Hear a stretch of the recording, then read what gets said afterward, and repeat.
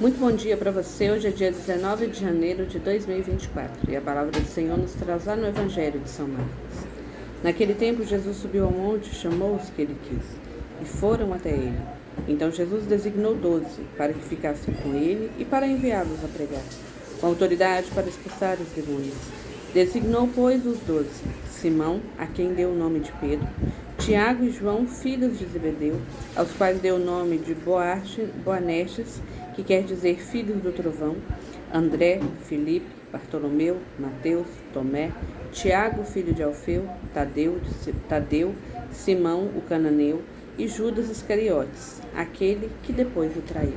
Meus irmãos, e aqui nós temos exatamente quando Jesus chama os apóstolos, aqueles que caminhariam bem próximos dele e a quem ele concedeu autoridade para que expulsassem demônio e que ele enviou também para poder pregar.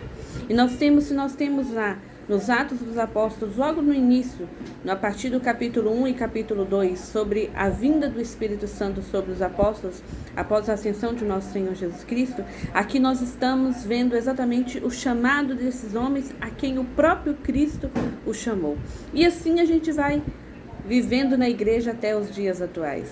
Aqueles a quem estão à frente da igreja, aqueles que pregam, aqueles que a gente vai ver futuramente, até mesmo nas cartas, que quando havia alguma discussão em uma das comunidades, eles chamavam os apóstolos e colocavam ali, eles oravam pedindo ao Espírito Santo o discernimento de qual era a decisão a ser tomada. E Jesus chamou aqueles que ele quis, e aqueles também que abandonaram tudo para poder seguir ao Senhor. Todos nós temos um chamado. O primeiro chamado que nós temos na nossa vida é o chamado à santidade. E sermos chamados à santidade faz com que nós sejamos imitadores de Cristo, com que nós façamos aquilo que na sua humanidade, o Verbo feito carne que habitou entre nós, ele fez estando aqui entre os seus. E sendo, pois, imitadores de Cristo, não existe outra forma de sê-lo a não ser sendo adoradores, obedientes àquilo que o Pai nos coloca. Tantas vezes nos trechos que nos traz a palavra, quando Jesus falou, ele próprio disse que ele e o Pai são um, e que ele veio para que nós possamos ser um com ele e assim estarmos em unidade com o Pai. E que ele não nos deixaria só quando ele subiu aos céus, mas que ele enviaria o Paráclito para permanecer conosco. E essa é a Igreja de Cristo. São mais de 2000 anos de história. O Verbo se fez carne e habitou entre nós. Ele escolheu aqueles que quis e lhes deu autoridade para pregar e anunciar o Evangelho. Para expulsar demônios, ele lhes deu autoridade. E o Senhor permanece vivo na sua igreja. É o Espírito Santo que nos dá vida, que diariamente se move em nós e faz com que nós possamos seguir adiante, mesmo em meio às adversidades.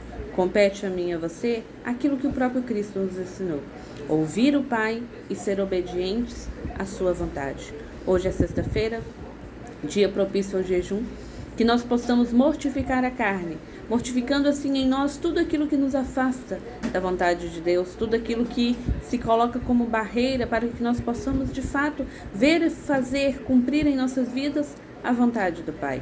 Então eu te convido a jejuar pedindo santidade, que nós possamos pedir que pela dolorosa paixão de Jesus Cristo, que possa ser remido os nossos pecados e os pecados do mundo inteiro.